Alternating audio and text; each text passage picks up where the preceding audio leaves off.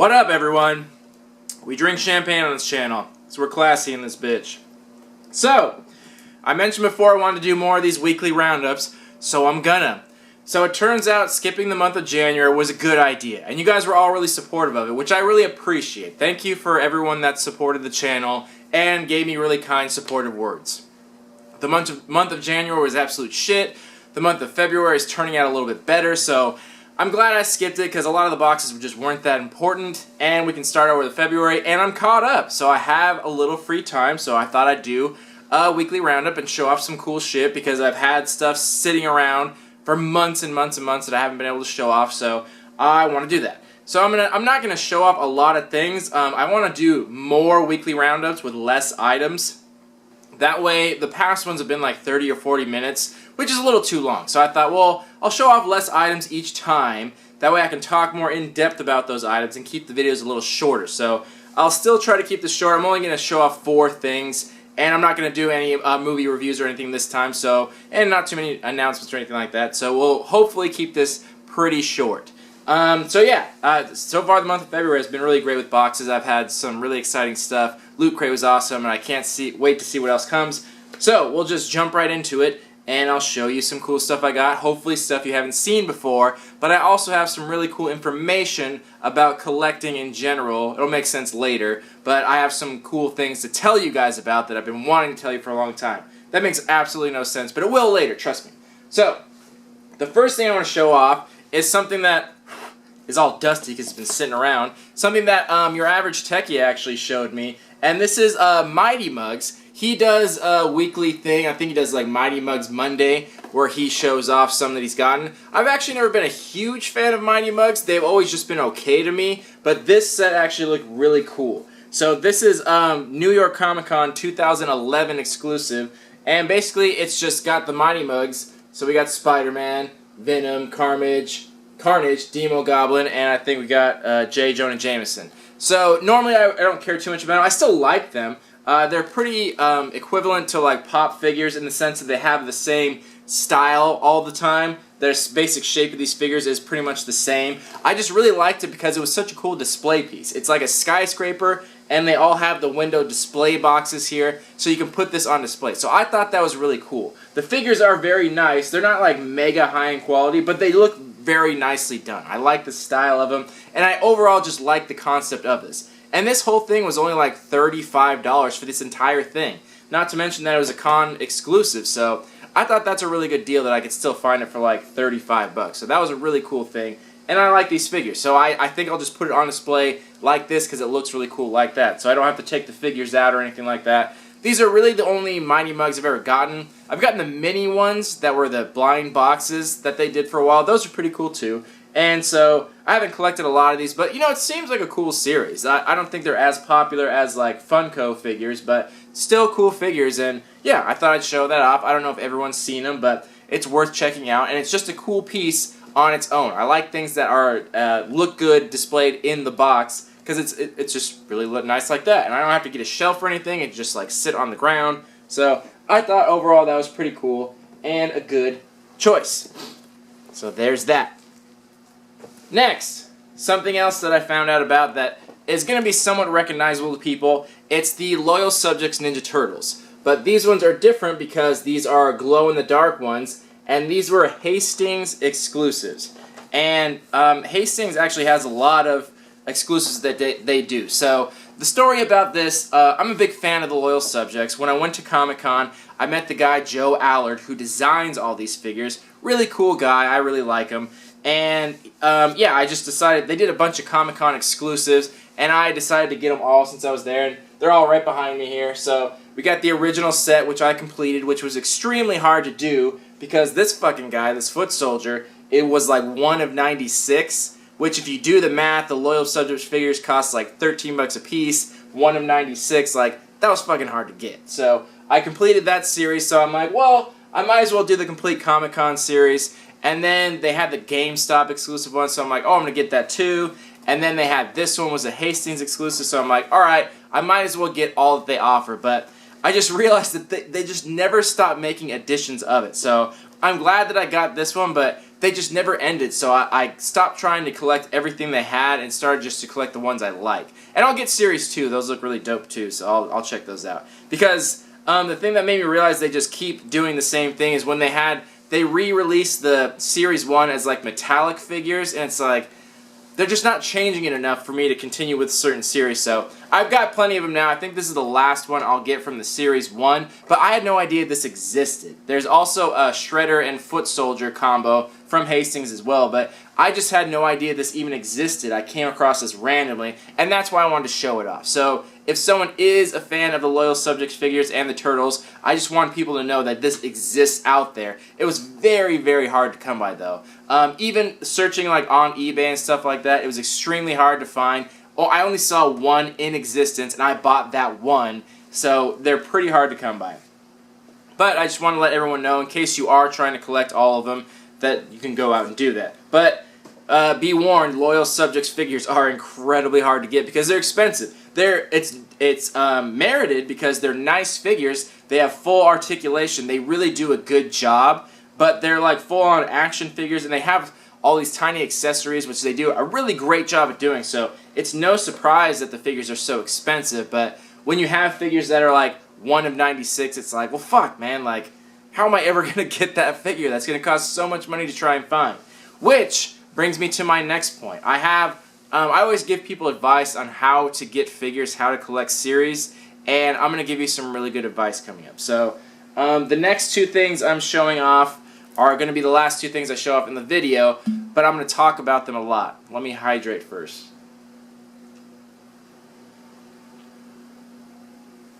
Yeah. So, something I'm a big fan of is mystery minis, Funko mystery minis. Not all of them, by the way, only some of them.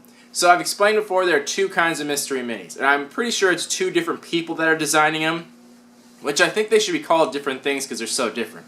So we got the original kind, which they're the long body type, and they look more accurate to like a human's body type. And that's the ones that they did like Walking Dead, the horror classic, the sci-fi classic. They're painted, they have a matte finish, and they're usually longer and skinnier. That's the kind I like.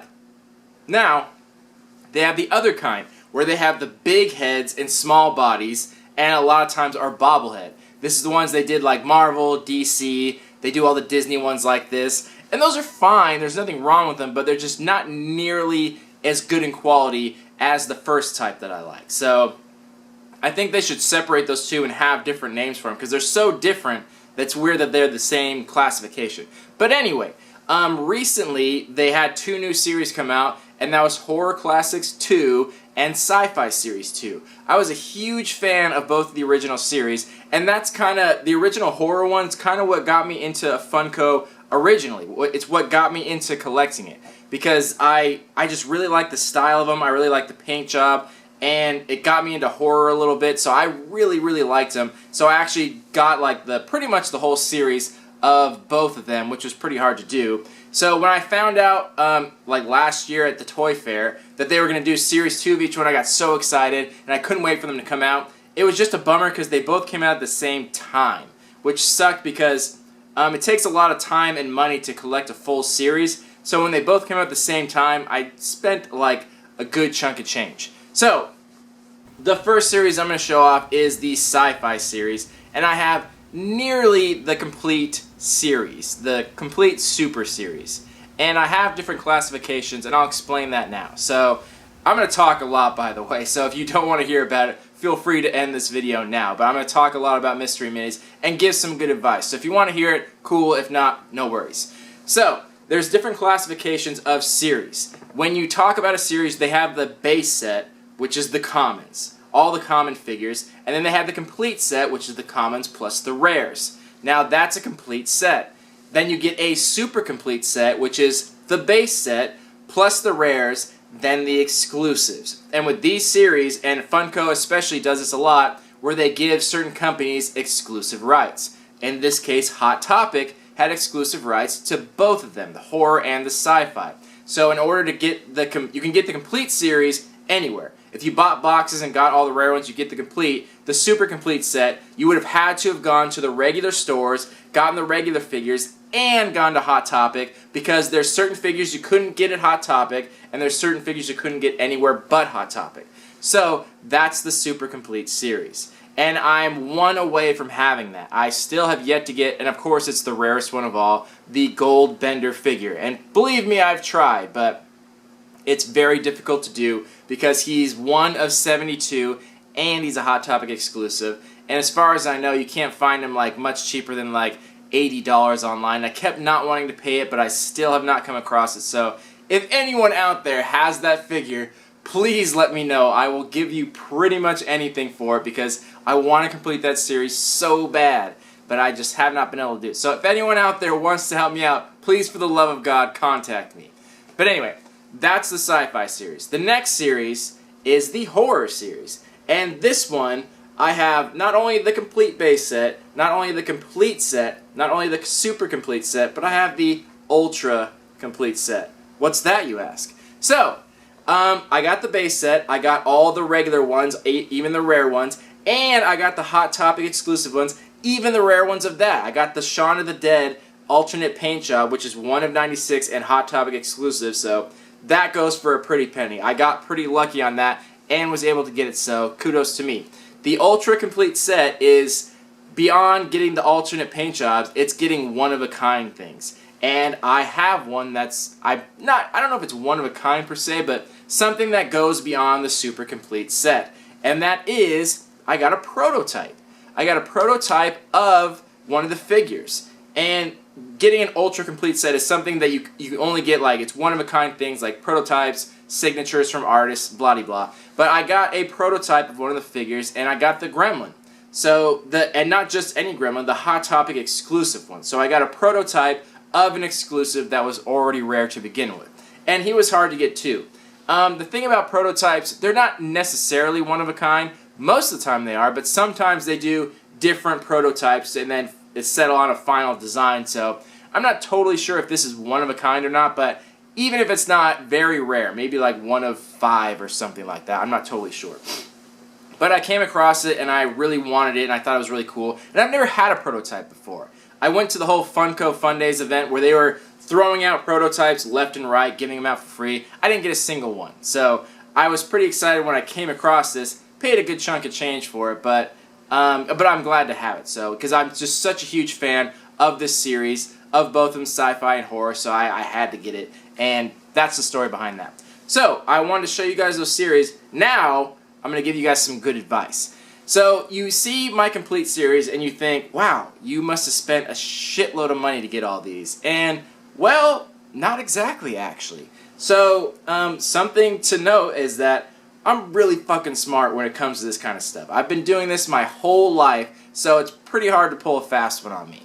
And I'm going to explain this to everyone, and I'll give you advice on how to get what you want out of a series and how to complete your series without spending a shitload of money. Because like I said, if you do the math, the rare figures are 1 of 96. And some series are 1 of 144. Even at the cheapest of stores, you're paying at least, I think it's $5, maybe $6 for a 1 Mystery Mini blind box.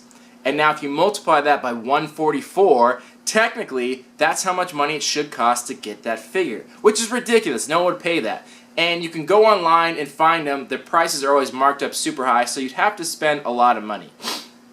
Here's the thing though. So either Funko is just lazy or they're not that smart. But the thing about it is, you actually can figure out where figures are going to be and when. The whole thing about the whole mystery minis is that the blind boxes are supposed to be random.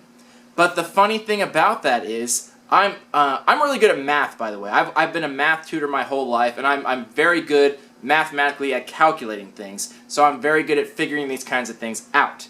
And the funny thing about it is, figures cannot be random. When they put together a box, it's actually impossible for those figures to be random. And I'll explain why. So the only way for a crate of these blind boxes for it to be random is if they physically put someone in the factory, blindfolded them, and they grabbed figures at random. which is ridiculous. They would never do that. Funko is a huge company, so they have to scale things. So they have to automate things, which essentially means they have to program a machine to put things into a box. And the funny thing about machines is it can't be random. A machine could not be random because that's borderline artificial intelligence. So you couldn't have a machine be random. So how do they make these random? Basically what they do, they input an algorithm into this machine, whether it's like a claw arm thing or like a sorting machine. They have to input an algorithm in there that tells the machine, listen, put this figure in 1 out of every 12, put this figure in 1 out of 24, put this figure in 1 of 36, 1 of 96, so on and so forth, to make those numbers that they print on the side of the box statistically accurate. Now, what companies would usually do is they'll put in this long, complicated algorithm that makes it seem random to us because we don't know the mathematical formula. Now, what I did is I figured out their algorithm. I figured out the formula in which they put into the computers to put into the boxes. Now, for the basic figures, it's not that complicated. You wouldn't need to know math. It's pretty obvious what they do. When you get to the rare figures, you actually need to know math and be able to calculate where things are. Now, I'm not going to bore you guys with the math, but essentially, I bought these boxes in bulk. Not just the individual boxes, but the crates of inputted boxes. I bought a few of them because I wanted to get the whole series, and I just wanted to collect them all, and that's the only way to do it. If you're trying to collect a whole series, never buy individual boxes. Never buy one at a time here and there. You're going to waste so much money. You're going to get duplicates. If you're ever trying to collect a series, buy a box of them. And they usually come in packs of 12, sometimes 24, depending on the series. Funko, it's usually always packs of 12. If you want the whole series, save up your money and buy a whole box. I promise you it'll save you money in the long run. That way you won't come across duplicates. It's pretty safe nowadays. If you buy a complete box of 12, you won't get any duplicates. You won't get the whole series, but you also won't get duplicates. And what I found out right away by buying a few of these boxes together, that there was a pattern. I noticed it almost immediately. And then I did some math and figured out, well, okay, now I can kind of determine where the figure I want is going to be. And that's what I did, and that's how I was able to complete my series. Now, this math isn't perfect. The funny thing about it is, the rarity on some of these is either 1 of 72. I've been saying 96 the whole time. It's 72. I'm sorry. The whole rarity 1 of 72, they only come in packs of 12. That's the biggest box you can get. So if something's 1 of 72, you need a few full boxes for there to be one figure that's 1 of 72. So the more crates you have, the easier it is to do the math. Now, the ironic part about that is most of these companies do not supply more than one box at a time. It's usually some supply and demand type of situation. So these companies will buy one box at a time of 12, put it in their store. When that sells out, they'll order another one. And that's the problem with it. Your math, even though my math can figure out where it's going to be, I'm stunted because if they only have one box of 12, then I can't do much there. I can figure out where some of them are, but not all of them. And that's the problem I kind of ran into. And that's where I started getting to know people at Hot Topic that I'm friends with now, that I gave them my info and I said, listen, when a box comes in, you call me and I'm going to come here and either buy that whole box or pick through it and look for what I need. So since they only got one at a time, I had to rely on luck a little bit, but not entirely, because then I could pick out ones I needed, and then if I got duplicates, they were rare ones and I could easily sell them. So it kind of worked out in the long run, and I have a whole formula of how much I spent versus how much I sell to try and even things out. But anyway, the common figures I realized were in the same places every time. They did not mix them up at all. There were, I think, 8 common figures for each series. They were in the exact same spots in each box every time. Now, they had exclusive ones for Hot Topic, and those figures were often alternate paint jobs of ones that already existed. Like the Gremlin, for example. The movie theater one, that was a Hot Topic exclusive, but it was still a common one. Now, I just had to use my mind and think well, let's look at the side of the box. They have an exclusive one that's a Gremlin. They got rid of the original Gremlin, so this exclusive one's probably going to be in the same spot as the regular Gremlin in the other boxes, and that was the case. And I'm rambling on and on, but essentially I figured out where each figure was going to be, and I figured out statistically what my odds are of getting it if I went to a full box, and that's how I got the full series. But the thing about that is you had to get to a complete box right away, because as soon as they went on the sales floor, people pick them up, they look at them, they switch things around, they buy some, put them in, and it would ruin the system. And that happened to me a bunch of times where I would see a box of 12 thinking it was a complete box and purchase them, and it was actually a combination of 2 half boxes they put together. So it became kind of a hassle.